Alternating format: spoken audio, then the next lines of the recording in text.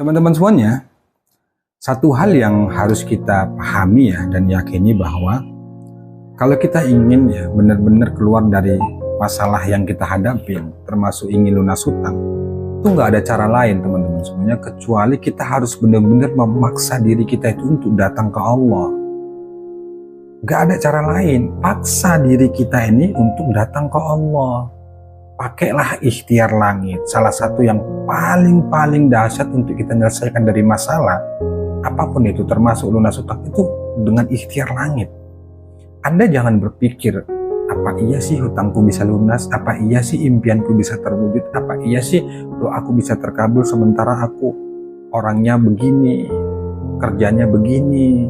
Maksudnya begini tuh ya kerjanya penghasilannya nggak jelas, kemudian usaha yang kita lakukan itu, misalnya kita berdagang itu hasilnya ya bisa dibilang cuma 50.000 atau 80.000 gitu.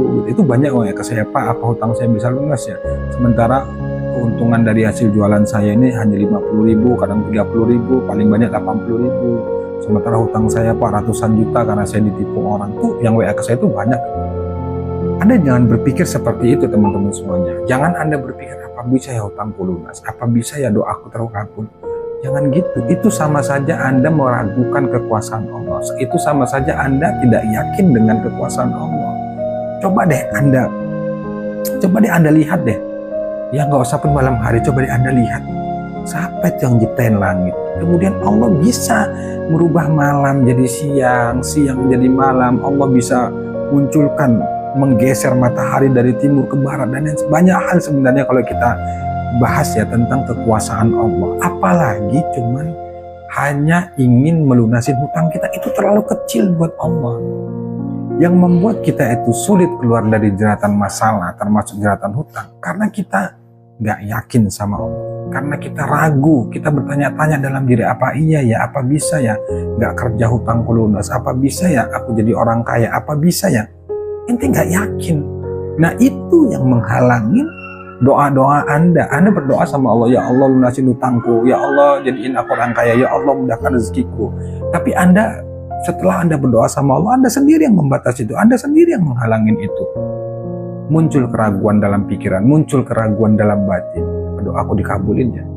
Saya berkali-kali bilang ya bahwa bukan tugas kita memikirkan bagaimana cara Allah menolong. Bukan tugas kita memikirkan bagaimana caranya nanti Allah melunasin hutang kita.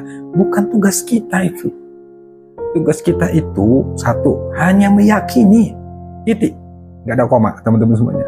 Tugas kita itu hanya meyakini bahwa Allah itu maha mengabulkan. Bahwa Allah itu maha kuasa. Bisa menjadikan sesuatu yang menurut kita gak mungkin menjadi mungkin. Jadi kalau Anda berpikirnya, gak mungkin deh kayaknya hutangku lunas ini, sementara kerjaku begini, ya itu yang akan terjadi, maka hutang Anda gak lunas. Tapi kalau Anda berpikirnya, insya Allah aku punya Allah, pasti Allah bantu, aku yakin Allah maha kuasa, insya Allah ada Allah, insya Allah ada Allah, harus berani, harus bisa. Kalau Anda punya mental seperti itu, punya semangat seperti itu, saya yakin teman-teman semuanya, Anda akan ringan menghadapi semua masalah yang Anda hadapi, termasuk menghadapi penagih hutang. Hadapi saja, nikmatin semua hal yang terjadi, nikmatin apapun yang Anda rasakan. Anda dimaki, Anda dihina, nikmatin itu. Anda sedih, ya sudah, sedih sampai di situ saja.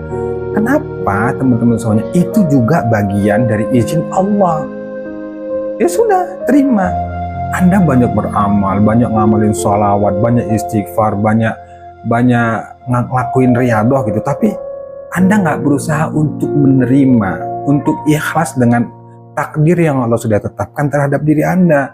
Saat ini Anda sedang berada di posisi terpuruk, di posisi paling bawah. Anda dijauhi keluarga, dijauhi tetangga, ya nggak dianggap saudara, pokoknya dianggap yang jelek-jelek deh. Anda harus belajar menerima itu. Udah, jangan komen, cukup diam, hanya Allah yang tahu. Dan Allah tahu kita tuh dijauhin, Allah tahu kita tuh dihina, Allah tuh tahu kita direndahkan, Allah tuh tahu kita sudah merasa nggak mampu, Allah tuh tahu semuanya. Tapi Anda nggak berpikir, selama ini Anda nggak berpikir, kenapa Allah buat seperti itu? Cuma satu tujuannya, supaya kita sadar dan kembali sama Allah. Selain dari itu juga, ya saya katakan, anggap saja kita dihukum sama Allah akibat dosa-dosa kita itu. Nah dari ujian itu Allah ingin ampuni dosa kita. Makanya teman-teman semuanya, ketika Anda riyadhah itu, banyak ya orang yang riyadhah itu hidupnya bukan malah makin enak, tapi makin susah. Maksudnya makin susah itu bukan berarti Allah nggak kabulkan, bukan berarti Allah itu nggak mendengar doa, bukan. Susah saat ketika kita riyadhah dan kita makin susah. Susahnya itu sebenarnya adalah ujian. Ujian, selain hukuman juga ujian teman-teman semuanya. Ujian supaya apa? Supaya kita dibersihkan dulu, kira-kira ada ente dihukum dulu. Kita cuci dulu tuh dosanya supaya habis. Makanya Allah memberikan pahala kesabaran saat kita menjalani ujian itu. Kita sulit, kita dimaki, dan nikmati. Percaya deh teman-teman, saya percaya nggak mungkin Allah kasih ujian di luar batas kemampuan, itu nggak mungkin. Yang membuat kita stres, kita merasa nggak mampu, kita merasa benar-benar down, itu karena kita lupa sama Allah. Karena kita lupa, kita lebih banyak berpikir daripada berzikir. Kita terlalu fokus memikirkan masalah, kita terlalu fokus memikirkan besok bagaimana ya, kalau nggak bayar nanti rumah disita, nanti saya dihina, nanti direndahkan, nanti bla bla bla segala macam lah, nanti anak nggak bisa sekolah. Kita fokusnya ke sana. Harusnya kalau memang sudah nggak mampu kita memikirkan hal itu, lepaskan. Nggak usah pikirkan, dia jalanin aja hidup seperti biasanya. Lepaskan ke Allah. Yang bisa dikendalikan, kendalikannya. Nggak bisa, ya udah nggak usah. Jangan diikutin berpikirnya itu. Karena itu sudah ranahnya Allah, kita nggak bakal mampu. Makanya belajar teman-teman untuk melepaskan itu semua. Karena kita paksa nggak bakal bisa. Nggak bakal bisa teman, tapi percaya deh, Allah itu pasti menolong. Kenapa kita nggak merasa Allah itu menolong? Kenapa kita merasa Allah itu seolah nggak mendengar doa kita, nggak menolong kita? Bukan Allah nggak nolong dan bukan Allah nggak mendengar doa kita, tapi kita sedang diuji. Allah ingin mendidik kita, Allah ingin mengampuni dosa-dosa kita, Allah ingin melihat kesungguhan kita. Apakah kita tetap baik sangka padanya? Apakah kita tetap yakin padanya? Itu teman-teman semuanya. Jadi jangan bernegatif thinking dulu. Nah, saya katakan harusnya kalau Anda makin riyadhahnya makin kuat, kesulitan makin Anda dapatkan, saya katakan harusnya selamat.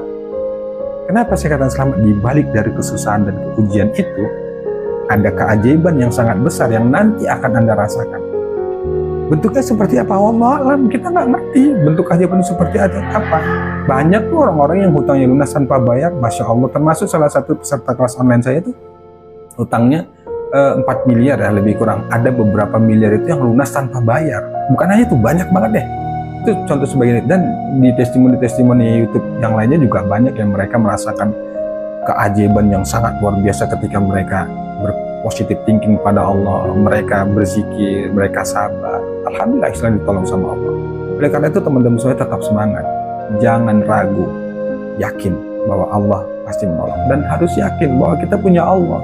Kita punya Allah teman-teman semuanya. Wallahu a'lam bishawab. Wassalamualaikum warahmatullahi wabarakatuh.